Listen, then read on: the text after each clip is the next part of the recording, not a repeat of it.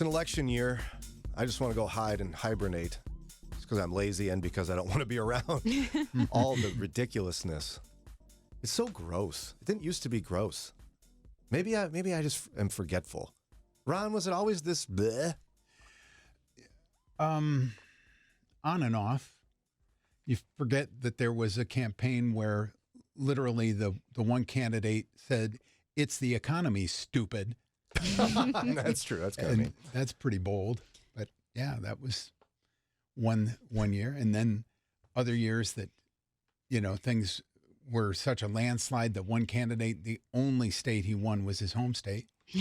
Okay, yeah, bring up Minnesota. Thanks a lot. I didn't say it. Yeah, you guys don't know about that. It was Ronald Reagan's re-election. He won every state but Minnesota because his opponent was Walter Mondale, who's from Minnesota. I feel like it's been this way for all my life. Like the first election I remember being aware of was Bush versus Kerry. And even at like 7 or 8, I'm like, it felt like it was pretty volatile. And then it just got worse from there. Yeah, and we seem to be in a moment of American history where the polar extremes are kind of just running the things. Mm-hmm. And we're all just kind of going, how did we get here? What's going on? Yeah, this is probably the first election that more people don't like either candidate than that like a candidate. Yeah, isn't that weird? Before, it's always been, at least people liked one or the other. But here it's kind of like, I don't like either of the major candidates, but I have to decide which one I don't like the most and vote against him. Which one will do the least damage? Mm-hmm. Yeah, and they're so many people are focusing their attention on figuring out who's to blame for this. That's who I'm going to be mad at. I mean, for some people, it's the other party. For some people, it's a particular population. I mean, we just get our pet things and we just get so mad about stuff. And then enters an article from The Atlantic by Derek Thompson, who describes a category of American that maybe helps us make some more sense of all this. That it's a bit mystifying to me. So I've got to read a little bit of his work here to help you get a picture of it. He says, several years ago, the political scientist Michael Bang Peterson, why don't I have a name like that? Bang, B-A-N-G. Wow.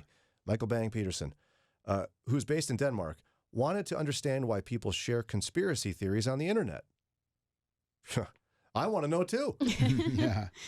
He and other researchers designed a study that involved showing American participants blatantly false stories about Democratic and Republican politicians. So they'd take one person and they'd show them blatantly false stories about both sides. The subjects were asked, would you share these stories online? Like for each one, would you share this? Would you share this? The results seem to defy logic of modern political polarization.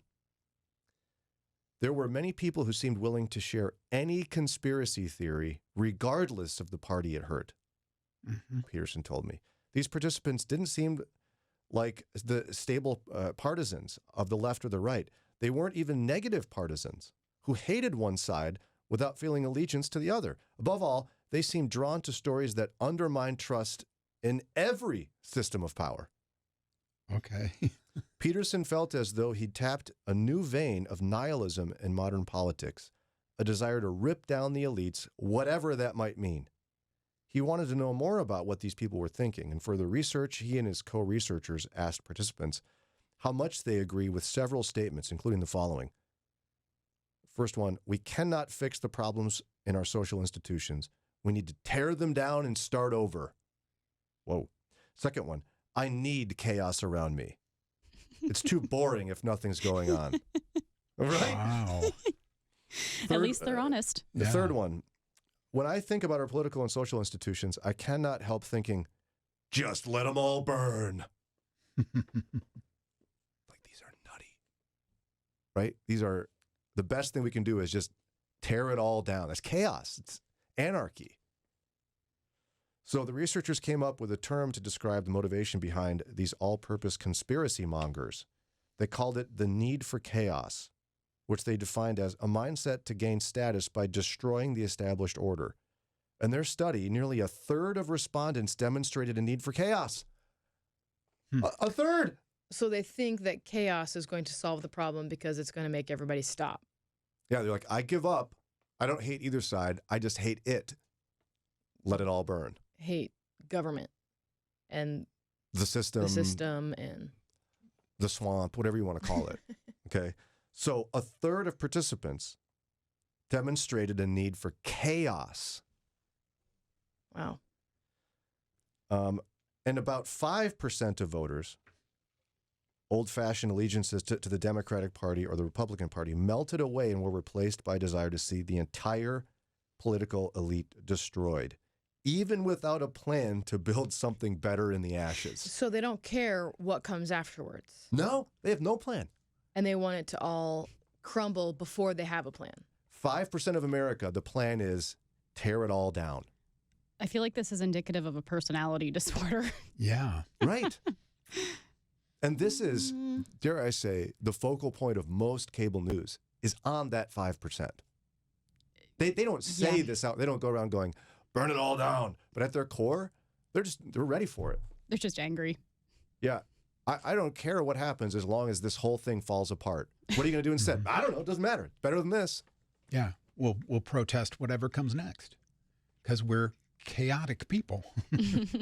And a third of respondents, 1 out of 3 Americans, demonstrate at least some need for chaos. Because chaos is the only thing that will solve it. I don't get that. Or because they like it. Like, I've met people in my life who, this is the way I phrase it, everything's not okay unless everything's not okay. Mm-hmm. They're that person in your family that stirs it up when things They are gotta calm. have some drama. They just yeah. want to watch the world burn Yes. They want to set it on fire and watch it burn. because their life is so unfulfilling. And so this person says the concept of need for chaos can help explain the mess that is American politics in 2024.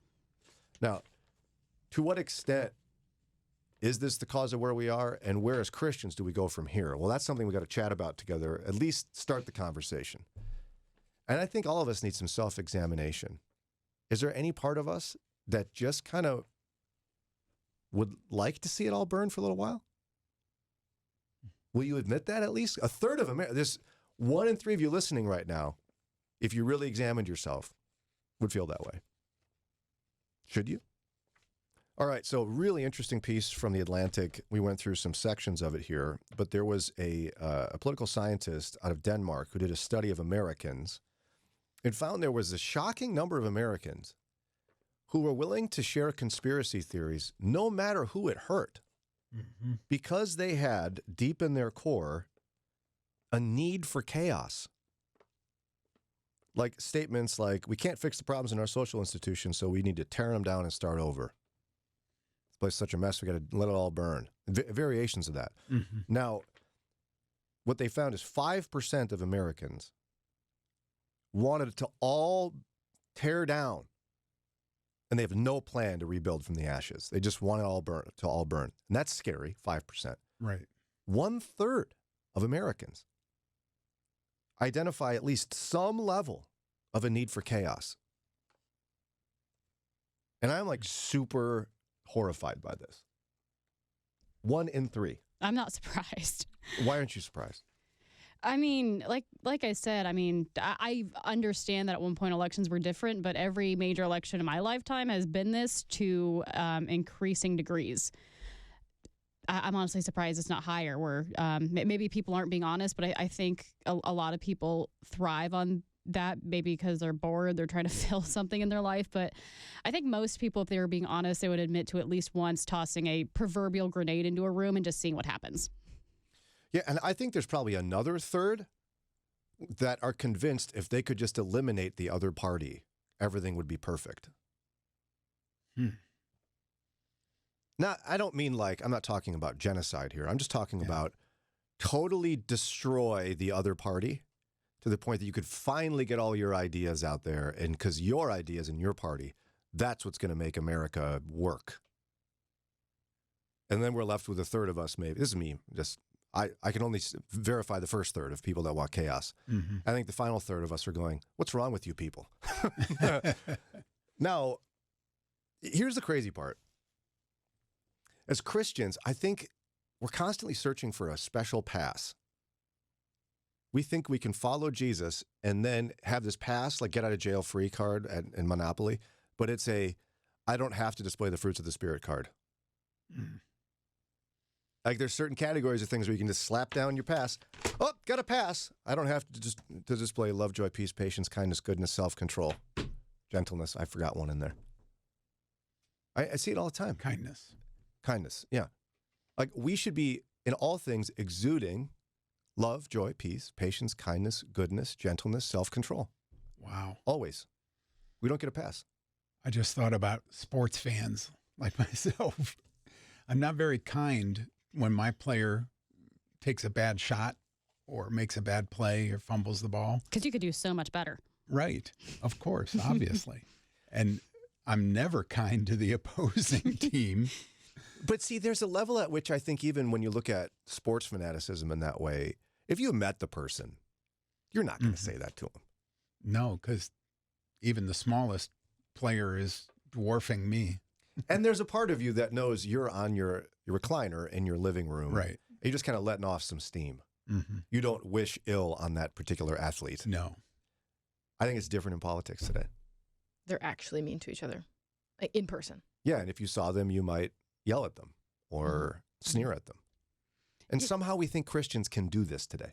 Yeah, I don't know if we can fully blame the people because I think they're responding to politicians being increasingly nasty to each other. Yeah. We can argue which came first, but I think the institutions share a lot of the blame. You think Christians can hate the other party? No. Can we do that? No? I think you can hate an ideal as a Christian, but I think people conflate, people believe in ideals though. So I think they conflate the ideal with the person. Like, because someone believes in something you don't believe in, you cannot believe that and you can believe it's evil, but that doesn't mean the person is evil. Maybe it's the nuance that distracts people there? Yeah, I think so. And because something is not your number one priority, or because something is your number one priority but not someone else's, you think that you can hate them. And that is not true. Yeah, I mean, the other pass people are throwing around like it's, candy here is the love your enemy. Yeah. Right? In multiple spots, Jesus himself and the apostles, God wrote the Bible anyway, all of it, God himself multiple times said, if you just love people who are nice to you, what good is that? Mm-hmm. You got to love your enemy, not just like in concept. Paul said, don't just pretend to love others, really love them. If they're hungry, give them food. If they're thirsty, give them something to drink. And if you're ready to go scream at your political opponent, you are failing at loving your enemy. Mm-hmm. If you, sneer at and grumble about your political opponent all the time, I don't care which side it is. You're failing at loving your enemy. Failing. Talk me off the ledge. Tell me I'm wrong. I'm not saying you can't disagree. I'm not saying you can't ideologically have a different position. But if we're supposed to dramatically love our enemy, I don't know that we can possess deep hatred for a political opponent. I just don't think we can do it.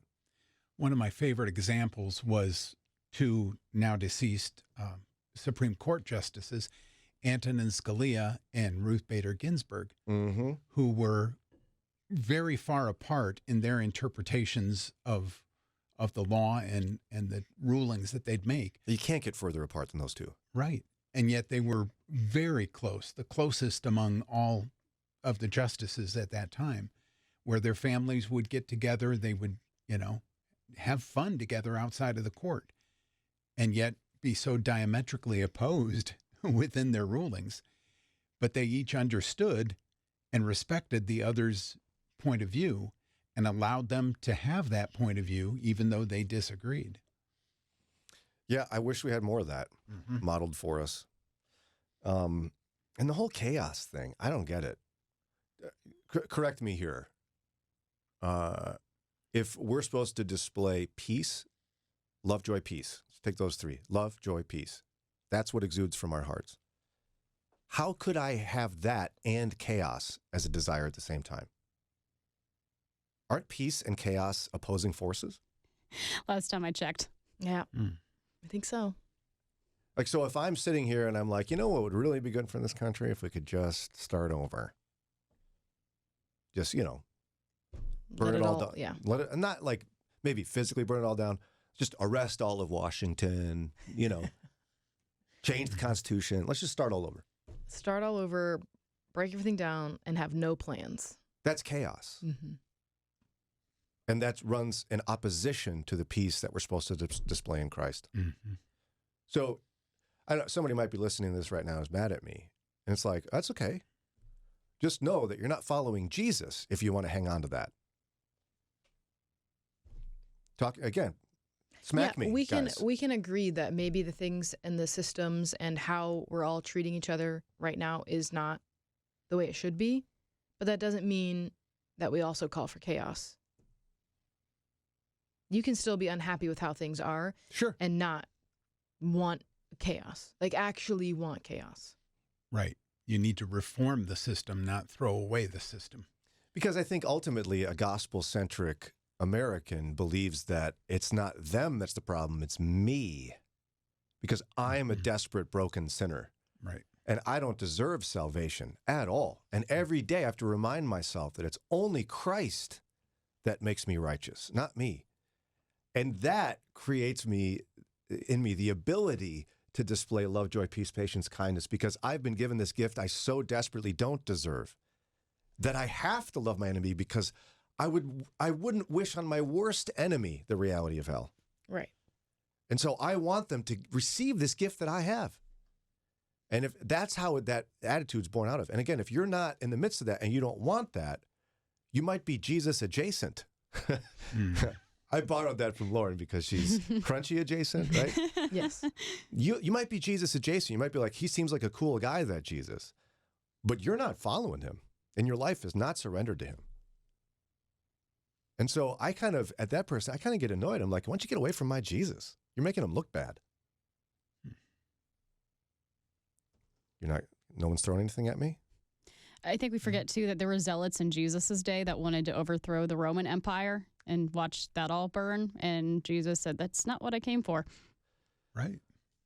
And she dropped the mic. Don't worry, Alan, she didn't really drop the mic at all. Alan's our engineer. He would get mad if we actually dropped mics.